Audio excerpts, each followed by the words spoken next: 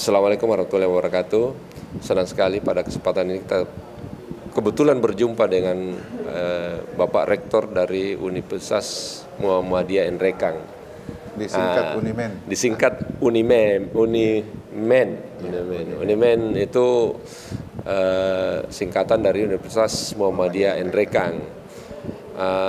Beliau sudah cukup lama memimpin Unimen di Makassar. Dan ternyata secara lahiriah kita lihat cukup bagus dan berkembang pesat. Salah satu indikasinya adalah gedungnya cukup bagus, apalagi untuk ukuran Enrekang. Itu menandakan bahwa ada kemajuan dan perkembangannya sangat pesat. Saya kira untuk mengetahui tentang Universitas Muhammadiyah Enrekang dan mungkin bicara tentang Universitas Muhammadiyah secara keseluruhan, Pak, bisa langsung disampaikan saja. Ya. Bismillahirrahmanirrahim. Assalamualaikum warahmatullahi wabarakatuh. Saya Dr. Andes Yunus Busa, MSc, Rektor Universitas Muhammadiyah Enrekang, menyampaikan bahwa sebenarnya perguruan tinggi kita ini sudah lama sebenarnya beroperasi. Kalau kita lihat berdiri sejak tahun 1973 sebenarnya. Sudah lama sekali. Untuk ya Enrekang ya? Iya, di Enrekang ini. Nah, itu sebenarnya kenapa tidak banyak ditahu seperti Bapak orang Enrekang tapi dan orang Muhammadiyah? Iya, orang Muhammadiyah juga. Mungkin baru kali ini mengetahui bahwa di Enrekang ini ada Universitas Muhammadiyah Enrekang. Yang cukup bagus. Ya, saya kira begitu. Dan kenapa begitu? Karena sejak berdiri itu tahun 73 sampai awal 2000 apa istilahnya itu 2015 ya itu hanya satu program studi yaitu ya jadi yaitu di program studi yang ada itu sejak pertama berdiri itu namanya pendidikan sosial sebenarnya itu D3 hanya 3 tahun. Kemudian sejalan dengan itu berubah menjadi pendidikan luar sekolah S1. Nah, itu yang berdiri sejak sampai sekarang tetap masih ada itu, tapi itu pun terakhir dirubah nomenklaturnya jadi pendidikan non formal. Ya. Sekarang itu, sudah. Ya. Nah, itu prodi terlama ya. di Universitas Muhammadiyah Enrekang. STKIP Muhammadiyah Enrekang itu mulai tadi 2015 sampai tahun 2000. Kenapa 2015? 2015 2020. Ya? 2015 sampai tahun 2020 itu berdiri 5 program studi pada saat itu. Nah, kemudian 2020 itu setelah berubah ke universitas ada penambahan prodi 4 ya. Nah, jadi sekarang sudah 9 program studi.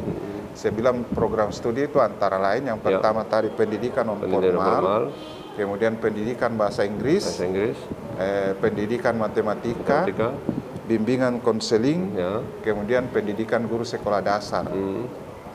Yang baru setelah berubah ke universitas itu ada teknik sipil, kemudian agroteknologi, biokewirausahaan, dengan perpustakaan dan sains informasi.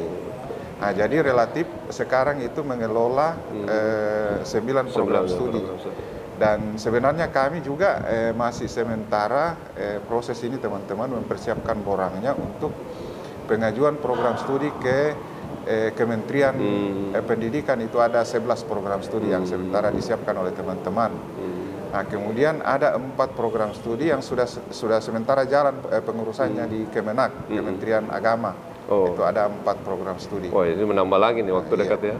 Mudah-mudahan dalam waktu dekat keluar izin operasional gitu. Nah, itu dikandung maksud karena masuk di perguruan tinggi itu kurang lebih sama dengan kalau kita ibaratkan rumah makan. program studi itu menunya. Nah, semakin banyak menu yang kita tawarkan itu semakin banyak pengunjung yang mungkin datang. Teori marketing itu. Gitu, sama dengan itu. Dan memang masuk di perguruan tinggi itu memilih kehususan masing-masing yang mau lanjutkan pendidikan ke pendidikan tinggi. Nah, tidak mungkin kalau hanya sedikit program studi itu lebih banyak mahasiswa yang datang. Itu visinya ya. Jadi membuat pilihan-pilihan lebih banyak supaya ada daya tarik. Terus sejauh ini daya tarik masyarakat NREKA khususnya untuk berkuliah di sini gimana tuh Pak? Saya kira sudah mulai, apalagi setelah berubah ke universitas ini karena mengelola 9 program studi, jadi memang sudah mulai banyak ya. Kalau jumlah mahasiswa sekarang itu baru lebih 1.000. Wah, lumayan banyak ya. Iya, tapi mudah-mudahan kita berharap ke depan karena kita akan menambah program studi lagi, kita harapkan lebih banyak lagi yang tinggal kuliah di NREKA. Yang pertama itu saya kira masyarakat Kabupaten NREKA karena dekat. Nah, itu kalau ke kota itu kan jauh dan mesti biaya kalau tinggi. Di sana biaya tinggi karena biaya hidup juga tinggi. Biaya hidupnya tinggi, kemudian kos-kosan, belum lagi biaya kuliah. Nah, itu relatif lebih tinggi dibandingkan yang kita di sini. Nah, itu yang pertama. Kemudian yang kedua, mereka juga lebih suka karena kalau tinggal di kampung berarti sama dengan orang tua hidup. Di sela-sela perkuliahan itu saya kira misalnya kita kuliah itu maksimal 4 hari dalam satu pekan. Berarti ada 3 hari pre. 3 hari pre itu bisa dipakai untuk membantu orang tua untuk mencari nafkah. Jadi bisa juga hasil-hasilnya itu dijual untuk biaya kuliah lagi. Gitu jadi memang, kayaknya sebelum dibangun sudah mulai ada kajian seperti itu, kajian sosiologinya ya. Iya. Dan ini kan kita dibantu oleh Pemda kurang sudah tiga tahun. Tiga kali masuk di APBD itu sudah kurang lebih 7 miliar. Dana Pemda masuk di sini. Dibantu Pemda ya. Luar biasa. Itu pemikirannya Pemda begini, kenapa membantu NREKA ini supaya maju? Karena itu tadi, kalau ke kota itu anak-anak mahasiswa di sini lebih banyak biayanya. Orang tua mengeluarkan biaya yang lebih besar. Sekaligus itu menahan laju keluar uang yang ada di NREKA ini. Begitu. Jadi uang keluar dari NREKA terlalu banyak. Ini bisa dikurangi. Kan dikurangi karena dibelanjakan di NREKA. Kalau bisa dari luar masuk ke sini itu kita harapkan begitu. Jadi multi efeknya ke ekonomi juga. Iya, kan dari Pinrang itu ada banyak, banyak mahasiswa. Ada banyak Pinrang. Iya, Pinrang banyak, kemudian Toraja juga. Jadi apalagi nih ada akses sekarang yang dari Pinrang kan sudah bagus ya. Iya. Oke, saya kira ini mudah-mudahan berkembang bagus dan saya lihat gedungnya lumayan. Ini berapa lantai nih Pak? 5 lantai. 5 lantai ya. Dan untuk ukuran NREKA saya kira cukup bagus. Iya. Bahkan boleh menyamai lah yang di kota-kota besar lah ya, bahwa ada universitas yang cukup representatif di Kabupaten NREKA. Dan ada 2 kampus Pak, ada kampus 2 di atas. Ya. Ex kantor bupati. Itu dijadikan pinjam pakai ceritanya. Oke. Untuk jadi di atas kampus 2 itu 1 fakultas. Artinya begini, dukungan pemerintah daerah dalam mengembangkan institusi pendidikan ini cukup tinggi ya di NREKA.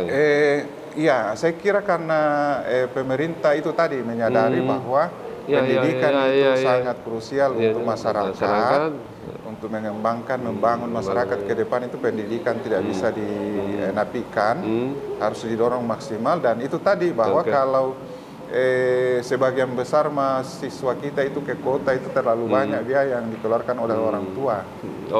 Kalau kita besarkan ini lebih banyak tinggal di sini, saya kira banyak membantu dan menolong warga masyarakat di NREKA.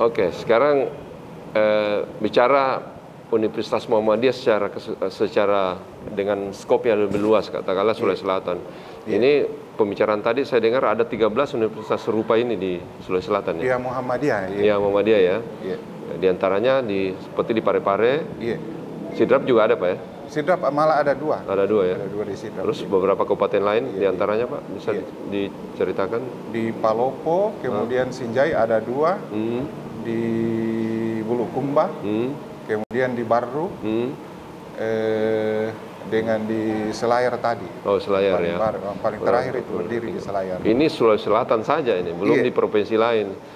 Kalau Indonesia. Provinsi lain itu kan Universitas Muhammadiyah seluruh Indonesia itu ada 174. 174 ya. Dan Indonesia. yang kita tahu secara awam nasional bahwa ada beberapa universitas yang cukup terkenal. Besar, ya, cukup besar. Antara lain itu misalnya yang terkenal kalau di Muhammadiyah itu yang Malang.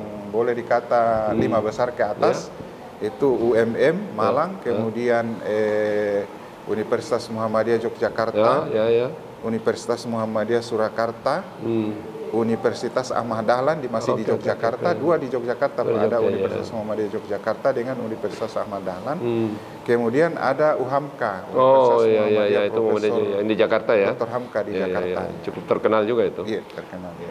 Saya kira maka jadi beralasan bahwa Muhammadiyah organisasi kemasyarakatan itu bisa disebut bahwa organisasi pendidikan yang terdepan lah kalau di Indonesia. Itu tadi, jadi memang karena sangat kental Muhammadiyah itu untuk mengembangkan pendidikan lebih serius sejak berdiri sampai sekarang. Malah memang disinyalir bahwa program yang paling sukses di Muhammadiyah itu adalah pendidikan. Selain misalnya kesehatan, sosial, kemudian terakhir menggali unit usaha ekonomi. Pembenahan ekonomi masyarakat ya. Iya, sekarang. Saya kira itu bagus dan tugas Muhammadiyah termasuk UNINEN ini adalah menyiapkan generasi dalam hal ini pengembangan sumber daya manusia secara keseluruhan Pak ya. Iya, saya kira itu karena itu tadi jadi memang fokus Muhammadiyah salah satunya adalah pendidikan sejak berdiri sampai sekarang. Gambarannya itu tadi di seluruh Indonesia ada 174 perguruan tinggi, di Sulawesi Selatan saja ada 13 perguruan tinggi Muhammadiyah, dan itu betul-betul fokus untuk peningkatan kapasitas dan mutunya. Jadi mutu perguruan tinggi Muhammadiyah itu betul-betul ditingkatkan dengan maksimal. Diketahui misalnya dari program-program studinya itu diupayakan sedemikian rupa supaya terakreditasi yang bagus, institusinya juga terakreditasi yang bagus. Kalau kita di sini baru ada 5 yang 4 yang baik sekali, 1 B, yang prodinya tadi, kemudian 4 itu masih C. Nah, gitu karena program studi baru. Kemudian institusi itu sebenarnya masih baik akreditasinya, tapi sementara teman-teman untuk mempersiapkan reakreditasi untuk bisa mencapai baik sekali. Oke lah. Saya kira mudah-mudahan harapan masyarakat Enrekang, mungkin masyarakat Muhammadiyah, bahwa universitas yang dikelola ini bisa berjalan lebih bagus. Saya kira cukup tergambar dukungan masyarakat Enrekang, salah satunya di Pak Haji Matto ini, saya kira luar biasa memberikan dukungan pada perkembangan pendidikan di Enrekang, khususnya Universitas Muhammadiyah Enrekang. Kira begitu Pak, atau ada yang mau ditambahkan lagi?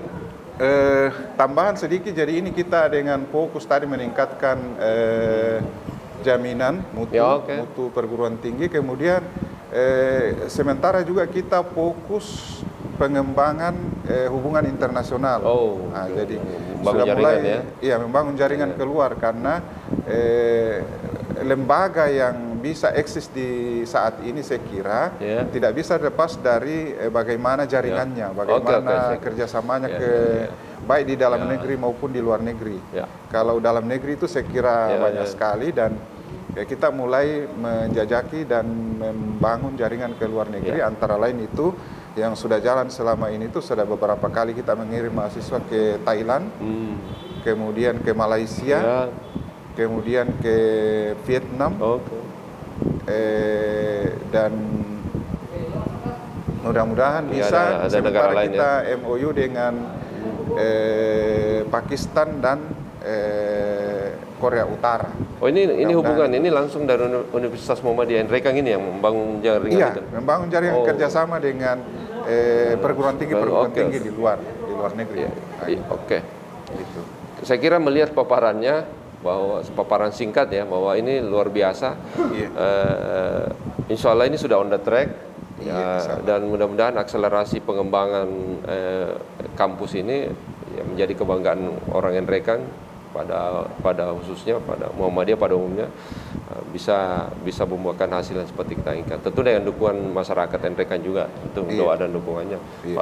Termasuk Pak Haji Matut sebagai tokoh seni yang ada di Sulawesi. Saya kira saya gitu, dan tidak salah kalau saya menyampaikan, menghimbau kepada masyarakat yang ada di sekitar Nrekang bahwa ternyata di Nrekang ada kampus yang cukup bagus. Muhammadiyah, saya kira dengan ada Muhammadiyah itu menjadi jaminan bahwa ini kampus ini mempunyai kualitas yang mempunyai standar di atas rata-rata. Saya kira itu saja, mudah-mudahan bermanfaat. Saya Andi Yulham Malamirang, Maiwa TV. Assalamualaikum warahmatullahi wabarakatuh. Waalaikumsalam warahmatullahi wabarakatuh.